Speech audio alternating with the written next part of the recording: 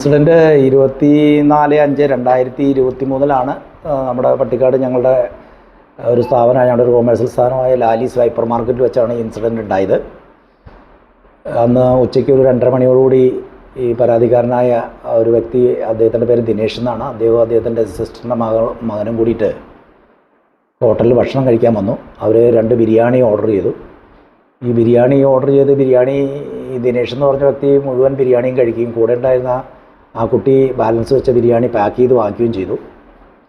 അത് കഴിഞ്ഞ് ഇവർ രണ്ടുപേരും കൂടി ക്യാഷ് കൗണ്ടറിൽ വന്ന് ബിൽ പേ ചെയ്തതിന് ശേഷം ആ ക്യാഷ് കൗണ്ടറിൽ നടന്ന ആ സ്റ്റാഫിനെയും അതോടൊപ്പം തന്നെ ഞങ്ങളുടെ ഹോട്ടൽ മാനേജറായിരുന്ന റോണി ജോണിനെയും ഈ ബിരിയാണിയിലെ ചിക്കൻ ഹാർഡാണ്, അത് സോഫ്റ്റ് അല്ല, നിങ്ങൾക്ക് എന്ത് ബിരിയാണി ഉണ്ടാക്കാനായിരിക്കണേ, ഞാൻ ഷെഫാണ്, ഞാൻ 2-3 ഹോട്ടലിൽ ജോലി ചെയ്തിട്ടുണ്ട്, അപ്പോൾ നിങ്ങൾക്ക് എന്തിനാണ് നിങ്ങൾക്ക് ബിരിയാണി ഉണ്ടാക്കാൻ അറിയില്ലെങ്കിൽ നിങ്ങൾ എന്തിനാണ് ബിരിയാണി കൊടുക്കുന്നതൊക്കെ എന്നൊക്കെ ചോദിച്ച് അവിടെ വലിയൊരു ഭീകരാന്തരീക്ഷം സൃഷ്ടിച്ചു. ഭയങ്കര ഒരു ബഹളമൊക്കെ ഉണ്ടാക്കി. അപ്പോൾ ഞങ്ങൾ അടിയന്തരമായിട്ട് തന്നെ പോലീസ് സ്റ്റേഷനിൽ ബന്ധപ്പെട്ടു.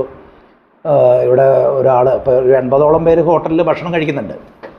അപ്പോൾ അടിയന്തരമായിട്ട് പോലീസിൻ്റെ സഹായം ആവശ്യപ്പെട്ടു. ഒരാൾ ഹോട്ടലിൻ്റെ ഉള്ളിൽ ബഹളം ഉണ്ടാക്കുകയാണ്, അദ്ദേഹം പോകുന്നില്ല, ഒച്ചയും ബഹളം എടുത്തുകൊണ്ടിരിക്കുക. അപ്പോൾ പോലീസ് പറഞ്ഞത് ഞങ്ങൾ 5 മിനിറ്റിനുള്ളിൽ എത്താൻ, നിങ്ങൾ അദ്ദേഹത്തിനെ അവിടെ ഹോൾഡ് ചെയ്യുന്നുള്ളൊരു വേർഡാണ് പോലീസ് സ്റ്റേഷനിൽ ഉപയോഗിച്ചത്. അപ്പോൾ അതനുസരിച്ച് ഞങ്ങളുടെ മാനേജർ റോണിയും അവിടുത്തെ ഡ്രൈവറായിരുന്ന ലിബിനും ഇദ്ദേഹം പുറത്ത് കടങ്ങി നിന്നിട്ട് ഈ ഹോട്ടലിൻ്റെയൊക്കെ പടം എടുക്കുകയും ഹോട്ടലൊക്കെ അടച്ചു പൊട്ടിക്കുമെന്ന് പറയും ഒക്കെ ഇങ്ങനെ വളരെ വളരെ മോശമായ ഭാഷയിൽ സംസാരിച്ചുകൊണ്ട് നിൽക്കുമായിരുന്നു.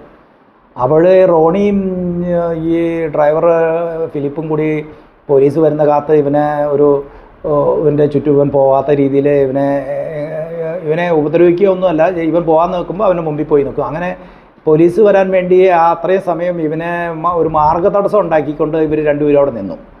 എന്നിട്ട് ഒരു 5-6 മിനിറ്റോളത്തോളം വെയിറ്റ് ചെയ്തിട്ട് പോലീസിനെ കാണാതെ വന്നപ്പോൾ ഇവർ ഉടനടി തന്നെ ഞങ്ങളുടെ ജീവനക്കാർ ജോലിക്ക് പോയി. ഈ ദിനേഷ് എന്ന് പറഞ്ഞ വ്യക്തി പാക്ക് ചെയ്ത ബിരിയാണിയുടെ കുറച്ച് ഭാഗം അത് പിന്നീടാണ് പോലീസ് സ്റ്റേഷനിൽ അറിയാൻ സാധിച്ചത്. ഇയാൾ പോലീസ് സ്റ്റേഷനിൽ ചെല്ലുമ്പോൾ ഇയാളുടെ ഷർട്ടുമ്മയൊക്കെ ബിരിയാണി ഉണ്ട്. അപ്പോൾ ഇയാൾ ഈ പാക്ക് ചെയ്ത് വെച്ച ബിരിയാണി സ്വയം ഇയാളുടെ ഷർട്ടിലെല്ലാം തേച്ച് പിടിപ്പിച്ച് പോലീസ് സ്റ്റേഷനിൽ ചെന്നിട്ട് ഇയാളെ ഞങ്ങളുടെ റെസ്റ്റോറൻറ്റിൻ്റെ ഉള്ളിൽ വെച്ച് ബിരിയാണി വായിൽ കുത്തിയിറക്കി ഇയാളെ മർദ്ദിച്ചു. അപ്പോൾ അതൊക്കെ കൃത്യമായിട്ട് CCTVയിൽ കിട്ടിയിരിക്കണം. ഞങ്ങളുടെ ഹോട്ടലിൻ്റെ ഉള്ളിൽ ഒരു അക്രമം നടന്നില്ല, ഞങ്ങൾ പുറത്തൊരു അക്രമം നടന്നില്ല. പോലീസ് വരുന്നത് വരെ 5-6 മിനിറ്റ് ഇവനെ ഹോൾഡ് ചെയ്യാൻ പറഞ്ഞ് ഞങ്ങൾ രണ്ടുപേരും ഇവനെ തടുത്ത് നിർത്ത് മാത്രമേ ഉണ്ടായിട്ടുള്ളൂ. അയാൾ ആക്രമിക്കുക ഒന്നും ഉണ്ടായിട്ടില്ല. ഞങ്ങൾ ഈ CCTV ഹോട്ടലായിട്ട് ബന്ധപ്പെട്ട CCTV ദൃശ്യങ്ങളെല്ലാം തന്നെ പോലീസിന് മറ്റേ സൈബർ സർട്ടിഫിക്കേഷനോട് കൂടിയിട്ട് പോലീസ് സ്റ്റേഷനിൽ ഹാജരാക്കിയിട്ടുള്ളതാണ്. അതുപോലെ പോലീസ് വന്ന് നേരിട്ട് എടുത്തിട്ടുണ്ട്, ഞങ്ങൾ ഹാജരാക്കിയിട്ടുണ്ട്. അപ്പോൾ ഇങ്ങനെ ഇവൻ ചെന്ന് പരാതി കൊടുക്കുന്നു. അത് കഴിഞ്ഞ് ഇവരെ ഹോസ്പിറ്റലിൽ പോയി ട്രീറ്റ്മെൻറ്റിന് പറഞ്ഞു വിടുന്നു. ബീച്ചിൽ തന്നെയുള്ള ഹോസ്പിറ്റലിൽ ട്രീറ്റ്മെൻറ്റ് ചെല്ലുമ്പോൾ നിങ്ങൾക്ക് ആ CCTVയിലെല്ലാം കാണാം, ഒരു ആരോഗ്യതരനായ 150 കിലോത്തോളം ഒരു വെയിറ്റുള്ള ഒരു വ്യക്തിയാണ്. അവിടെ ചെന്നപ്പോൾ ഡോക്ടർ നോക്കുമ്പോൾ ഇയാളുടെ ഷർട്ടിൻ്റെ മേത്ത് കുറച്ച് ചോറ് ആ ബിരിയാണിയുടെ ആ റൈസിൻ്റെ പോർഷൻ മാത്രമേ ഇരിക്കുന്നുള്ളൂ, വേറെ ഒന്നും തന്നെ ഇയാൾക്ക് പറ്റിയിട്ടായിട്ടൊന്നും ബോധ്യം വന്നില്ല. അപ്പോൾ അവിടെ അഡ്മിഷനൊന്നും ഉണ്ടായില്ല, അദ്ദേഹത്തെ തിരിച്ചു വിട്ടു. അദ്ദേഹം നേരെ സ്റ്റേഷനിൽ വന്നു. ഈ അവിടെ നിലവിലുണ്ടായിരുന്ന പോലീസുകാരൊക്കെ ആയിട്ട് ഒരു ഗൂഢാലോചന നടത്തി. അപ്പോൾ ഞങ്ങൾ ഓൾറെഡി സ്റ്റേഷനിൽ അറിയിച്ചതാണ്, ടെലിഫോണിൽ കൂടെ അറിയിച്ചു, ഞങ്ങൾ മെയിലായിട്ട് പരാതി കൊടുത്തു. അപ്പോൾ ഞങ്ങളുടെ ഈ പരാതികളൊക്കെ നിലനിൽക്കെ തന്നെ ഞങ്ങളുടെ മെയിലായിട്ടുള്ള പരാതിയും കിട്ടും. ഇപ്പോൾ പോലീസുകാർ വന്ന് ഞങ്ങളുടെ ഹോട്ടലിലെ CCTVയും ഞങ്ങളുടെ ആ CCTV എല്ലാം അവർ ദൃശ്യങ്ങളൊക്കെ പകർത്തിക്കൊണ്ടുപോയി. അതൊക്കെ ഞങ്ങൾ തന്നെ ഞങ്ങളുടെ കമ്പ്യൂട്ടറിൽ നിന്ന് അതെല്ലാം CCTV ദൃശ്യങ്ങളൊക്കെ പോലീസിന് കൊടുത്തു. അങ്ങനെ പോലീസ് അവിടെ സ്റ്റേഷനിൽ ചെന്ന ഉടനെ തന്നെ ഞങ്ങൾ മെയിലായി കൊടുത്ത പരാതി ഞങ്ങൾ റിട്ടേൺ പരാതിയായിട്ട് ഈ ഞങ്ങളുടെ ജീവനക്കാരായ റോണിയും ലിബിൻ ഫിലിപ്പും ആ സ്റ്റേഷനിൽ ചെന്നപ്പോൾ അവരെ സ്റ്റേഷൻ്റെ ഗേറ്റ് അടച്ചു നിർത്തി അവരതിൻ്റെ ഉള്ളിൽ ഹോൾഡ് ചെയ്യുകയാണ് ഉണ്ടായത്. ആ ചുമരിന് ചാരി നിർത്തി. അപ്പോൾ തൊട്ടടുത്തുള്ള കാർ പാർക്കിങ്ങിൽ ഡ്രൈവർമാർ 1-2 എന്നെ അറിയാവുന്നവർ എന്നെ വിളിച്ച് പറഞ്ഞു, ഇങ്ങനെ നിങ്ങളുടെ സ്റ്റാഫിനെ ഇവിടെ പോലീസ് സ്റ്റേഷനിൽ എന്തോ ഒരു ഒച്ചയിലൊക്കെ ശബ്ദം കേട്ടു, അവരെ അവിടെ ചുമര് ചാരി നിർത്തിയിട്ടുണ്ട് എന്നുള്ള വിവരം കിട്ടിയതിൻ്റെ അടിസ്ഥാനത്തിൽ ഞാനും എൻ്റെ മകനുമായിട്ട് ഇമ്മീഡിയറ്റായിട്ട് പോലീസ് സ്റ്റേഷനിലെത്തി. ഈ പോലീസ് സ്റ്റേഷൻ്റെ ഗേറ്റെല്ലാം അടച്ചിട്ടിരിക്കുകയായിരുന്നു. ഞാൻ ഗേറ്റ് തുറന്ന് ഉള്ളിൽ ചെന്നു.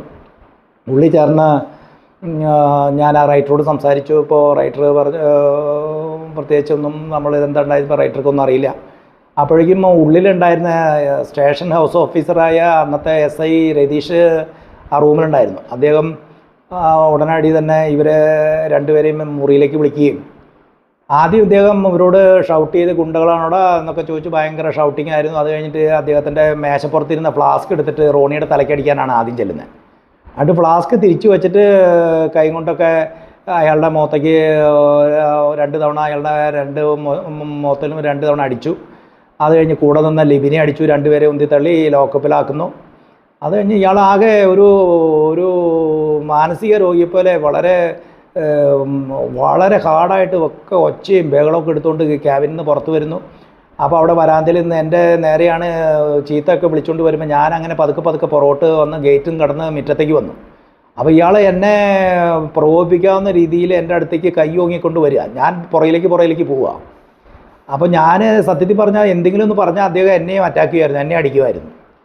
അദ്ദേഹം കുറേ അപ്പോൾ പറയുന്നുണ്ട്, പാർക്ക് ചെയ്യുന്ന ടാക്സിക്കാരെയൊക്കെ വിളിക്ക്, മീഡിയനെ വിളിക്ക്, ഇയാളുടെ ഷോപ്പും കടയൊക്കെ ഇപ്പോൾ തന്നെ പൂട്ടിക്കണം എന്നൊക്കെ പറയുന്നുണ്ട്. അങ്ങനെ ഇയാളൊന്ന് ശാന്തമായി ക്യാബിനിൽ കയറി കഴിഞ്ഞപ്പോൾ ഞാൻ ഈ SIയുടെ ക്യാബിനിൽ ചെല്ലുകയും ഞാൻ സാറേ ഇത് എന്താണ് എന്ത് കാര്യത്തിനാണ് ഞങ്ങളുടെ ആൾക്കാരെ എങ്ങനെ തല്ലിയെന്ന് ചോദിച്ചപ്പോൾ നിങ്ങൾക്കൊന്നും അറിയില്ലേ, അയാളെ ഈ ദിനേഷ് എന്ന് പറഞ്ഞ വ്യക്തിയുടെ വായിൻ്റെ ഉള്ളിൽ ബിരിയാണി കുത്തിക്കയറ്റി, അപ്പോൾ അതുകൊണ്ട് നിങ്ങൾക്കെതിരെ വധശ്രമത്തിന് കേസെടുക്കും. ഈ റിമാൻഡിൽ കിടക്കുന്ന ഈ ലോക്കപ്പിൽ കിടക്കുന്ന എൻ്റെ മകനടക്കമുള്ള ലോക്കപ്പിൽ കിടക്കുന്ന 3 ജീവനക്കാരും മകനും അടക്കം 4 പേരെയും നിങ്ങളിപ്പോൾ ഉടനടി വധശ്രമത്തിന് കേസെടുത്ത് റിമാൻഡ് ചെയ്യും. ഈ ബിരിയാണി കഴിച്ച കുട്ടി 18 വയസ്സായിട്ടില്ല, അതുകൊണ്ട് അയാളെ മർദ്ദിച്ചായിട്ട് പോസ്കോ കേസ് കൊടുക്കും. അപ്പോൾ നിങ്ങൾ എങ്ങനെ പോയാലും ഒരു 3 മാസം ജയിലിൽ കിടന്നോ. അപ്പോൾ സാർ ഇത് എന്താണ് ഒരു ഇൻസിഡൻറ്റ്, ഒരു വഴക്കോ അല്ലെങ്കിൽ ഒരു ഒച്ചയോ ബഹളോ നടന്നെങ്കിൽ ഇത് ഇത്രമാത്രം ഗുരുതരമായൊരു കാര്യമാണ് സാറ്, ഇത് ഒന്ന് ഹെൽപ്പ് ചെയ്യണമെന്ന് പറഞ്ഞപ്പോൾ ആൾ പറഞ്ഞു എനിക്കൊന്നും ചെയ്യാനില്ല, നിങ്ങൾ അവനായിട്ട് സംസാരിച്ച് സെറ്റ് ചെയ്തോളൂ, അവൻ പറയുന്നത് എന്താണോ അവൻ ആവശ്യപ്പെടുന്ന തുക കൊടുത്ത് സെറ്റ് ചെയ്തോ, എനിക്ക് വിരോധമില്ല, അതുകൊണ്ട് അവനോട് സംസാരിക്കുക. അപ്പോൾ അങ്ങനെ ഞാൻ അവിടെ നിന്ന് പുറത്തിറങ്ങി ഈ പരാതിക്കാരനായ ദിനേഷിനോട് സംസാരിച്ചപ്പോൾ ദിനേഷ് പറയുന്നതെന്ന് വെച്ചാൽ അവൻ്റെ സിസ്റ്റർ ഹോസ്പിറ്റലിൽ കിടക്കുകയാണ്. സിസ്റ്റർ ഹോസ്പിറ്റലിൽ കിടക്കുമ്പോൾ അതിനെ ഡിസ്ചാർജ് ചെയ്തുകൊണ്ട് തന്നെ ഓപ്പറേഷൻ കഴിഞ്ഞ് സർജറി കഴിഞ്ഞ് കിടക്കുകയാണ്. ഡിസ്ചാർജ് ചെയ്യാനായിട്ട് വലിയ എമൗണ്ട് വേണം, അവൻ്റെ കയ്യിൽ പണമില്ല. അപ്പോൾ അവന് പണം വേണം. അപ്പം ഞാൻ സാധാരണ ഇങ്ങനെ ഒരു ഉന്തും തള്ളോ ചെറിയ വിഷയങ്ങളൊക്കെ വന്നു കഴിഞ്ഞാൽ പോലീസ് സ്റ്റേഷനിൽ വല്ല മെഡിക്കലിൽ 500 1000 ഒക്കെ കൊടുത്ത് അവസാനിപ്പിക്കുന്നതൊക്കെ ആയിട്ട് കേട്ടിട്ടുണ്ട്. ഞങ്ങളങ്ങനത്തെ ഒരു ഇൻസിഡൻറ്റ് ഞങ്ങളുടെ അനുഭവത്തിൽ ഉണ്ടായിട്ടില്ല. അപ്പോൾ അങ്ങനെ 500 1000 രൂപ ചോദിക്കുന്നു എന്ന് പറഞ്ഞുകൊണ്ട് ഇയാൾ എടുത്ത വശം പറഞ്ഞു 5 ലക്ഷം രൂപ കിട്ടണമെന്ന് പറഞ്ഞു. അപ്പോൾ ഞാനിതെന്താ ഇങ്ങനെ ചോദിക്കണമെന്ന് അയാൾ പറഞ്ഞു എനിക്ക് 3 ലക്ഷം രൂപ പോലീസ് സ്റ്റേഷനിൽ കൊടുക്കണം, അത് 3 ലക്ഷം രൂപ SIക്കും പോലീസുകാർക്കും കൂടിയുള്ളതാണ്, ബാക്കി 2 ലക്ഷം രൂപ എനിക്കുള്ളതാണ്. അപ്പോൾ ഈ 5 ലക്ഷത്തിൽ 1 രൂപ പോലും ഇയാൾ കുറയ്ക്കാൻ കൂട്ടാക്കുന്നില്ല.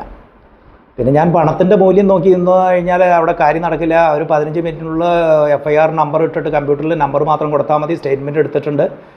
അപ്പോൾ ഉടനടി ഇവരെ മെഡിക്കൽ നടത്തിയിട്ട് മജിസ്ട്രേറ്റിന് മുമ്പിൽ ഹാജരാക്കും എന്ന് പറഞ്ഞുള്ള ഭീഷണിയാണ് നമ്മുടെ ഈ SHO ആയ രതീഷ് സാറ് നമ്മളെ പ്രഷറൈസ് ചെയ്യാൻ വേണ്ടി പറഞ്ഞുകൊണ്ടിരിക്കുന്നത്.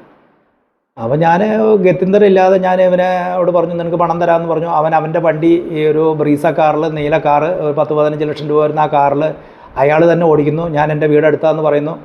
ഞങ്ങളുടെ സൂപ്പർ മാർക്കറ്റിൽ കൂടെ കയറി ഈ വണ്ടി എൻ്റെ വീട്ടിലേക്ക് വരുന്നു. അങ്ങനെ വന്ന് എൻ്റെ വീടിൻ്റെ മുൻവശം അപ്പോൾ ഒരു 6 മണി ആയിട്ടുള്ള ലൈറ്റൊക്കെ ഇട്ടു, സന്ധ്യയാവാൻ പോകുന്നുള്ളൂ, ലൈറ്റൊക്കെ ഇട്ടു. അപ്പോൾ CCTVയുടെ മുൻവശത്ത് അവിടെ മരക്കസരയിൽ ഇരുത്തി ഞാൻ ഉള്ളിൽ പോയി പണം കൊണ്ടുവരുന്ന ഇദ്ദേഹത്തിന് ഈ 4 ലക്ഷം രൂപ ആദ്യം കൊടുത്തു. 4 ലക്ഷം രൂപ എന്ന് പറഞ്ഞാൽ 50,000-ൻ്റെ 8 കെട്ടാണ് കൊടുത്തത്. അപ്പോൾ അത് കഴിഞ്ഞിട്ട് ഞാൻ ഇയാളോട് ബാർഗെയിൻ ചെയ്തു, 4 ലക്ഷം പോരെ, 1 ലക്ഷം ഒഴിവാക്കുന്ന പറഞ്ഞാൽ ഇല്ലാതെ ആവശ്യപ്പെട്ട ആ പൈസ മൊത്തം കിട്ടണം, അതല്ലെന്നുണ്ടെങ്കിൽ ശരിയാവില്ല എന്ന് പറഞ്ഞാൽ അയാൾ 5 ലക്ഷം വാങ്ങിച്ചു. അപ്പോൾ ഞാൻ രണ്ടാമത് വീണ്ടും 50,000 2 കെട്ട് കൂടി കൊടുക്കുന്നുണ്ട്. അതുമൊക്കെ 1 2 3 4 5 എന്ന് പറഞ്ഞ് എണ്ണിയാണ് ബാഗിലിട്ട് കൊടുക്കുന്നത്. അപ്പോൾ എൻ്റെ പ്ലാസ്റ്റിക് കൂടിയിൽ നിന്ന് എടുത്ത് എൻ്റെ കൂടെ ഉണ്ടായിരുന്ന ഡ്രൈവർ വീടിൻ്റെ ഉള്ളിൽ നിന്ന് ഒരു കൂട് കൊണ്ടുവന്ന് കൊടുക്കുകയും അവൻ ആ കൂട് നിവർത്തി പിടിച്ച് അതിലേക്കാണ് ഈ 5 ലക്ഷം രൂപ ഇട്ട് കൊടുത്തത്. അത് കഴിഞ്ഞ് അവൻ്റെ മൊബൈലെടുത്ത് നമ്മൾ തമ്മിലുള്ള പ്രശ്നമൊക്കെ തീർന്നു എന്ന് പറഞ്ഞൊരു സെൽഫിയൊക്കെ എടുത്തിട്ടാണ് അവിടെ നിന്ന് പോയത്. അവിടെ നിന്ന് പോയി ഈ പണം എടുത്ത് അവൻ്റെ കാറിൽ ഞാനും അവനും എൻ്റെ ഡ്രൈവർ പുറകിലിരിക്കുന്നുണ്ട്. ഞങ്ങൾ അവിടെ ചെല്ലുന്നു. ഇവൻ പണം അവിടെ ഇവൻ്റെ ഡിക്കിയിൽ വെച്ച് അവൻ ലോക്ക് ചെയ്ത് നേരെ ഇറങ്ങി സ്റ്റേഷനിൽ ചെല്ലുന്നു. സ്റ്റേഷനിൽ ചെന്ന് SIയോട് പറയുന്നു, സാറേ എനിക്ക് പരാതിയൊന്നുമില്ല, അതിന് നല്ല മുതലാളിയാണ്, എനിക്ക് ജോലിയൊക്കെ തരാമെന്ന് പറഞ്ഞിട്ടുണ്ട്, എന്ന് SI പറയുന്നു. അപ്പോൾ SI ഇവനോട് ചോദിക്കുന്നുണ്ട് പരാതി ഉണ്ടോ എന്ന് ചോദിച്ചാൽ എനിക്ക് പരാതിയൊന്നുമില്ല സാറേ, ഒരു പരാതിയില്ല, എന്നെ ഉപദ്രവിച്ചിട്ടൊന്നുമില്ല, എനിക്ക് പരാതിയില്ല. അപ്പോൾ പിന്നെ അടിയന്തരമായിട്ട് SI അപ്പോൾ ചെയ്തതെന്താ വെച്ചാൽ SI ഇവനോട് പറഞ്ഞു എന്നാൽ നീ പൊക്കോ, പരാതിയൊന്നുമില്ല എന്ന് പറഞ്ഞ് അവിടെ രജിസ്റ്ററിൽ ഒപ്പിടിപ്പിച്ച് ഇവനെ അവിടെ നിന്ന് സ്റ്റേഷനിൽ വിട്ടയച്ചു. അപ്പോൾ അവന് പരാതിയില്ല എന്ന് പറഞ്ഞ് അവനെ വിട്ടയച്ചെങ്കിൽ തന്നെയും വീണ്ടും ഒരു അരമണിക്കൂർ അടുത്തോളം ഞങ്ങളുടെ ആൾക്കാരെ അവിടെ ഹോൾഡ് ചെയ്യാണ്, അരമണിക്കൂറോളം അവിടെ ഹോൾഡ് ചെയ്യാനുണ്ടായേ. ആ അരമണിക്കൂർ ഇവനെ ഒരു കുതിരാൻ ടണലെല്ലാം കഴിഞ്ഞ് പോയി എന്ന് ഉറപ്പാക്കിയതിന് ശേഷമാണ് ഞങ്ങളുടെ ആൾക്കാരെ ഇവിടുന്ന് ലോക്കപ്പിൽ നിന്ന് റിലീസ് ചെയ്യും. അവരുടെ നിന്ന് ക്ഷമാപണമൊക്കെ എഴുതി വാങ്ങിച്ചതിന് ശേഷമാണ് റിലീസ് ചെയ്തത്.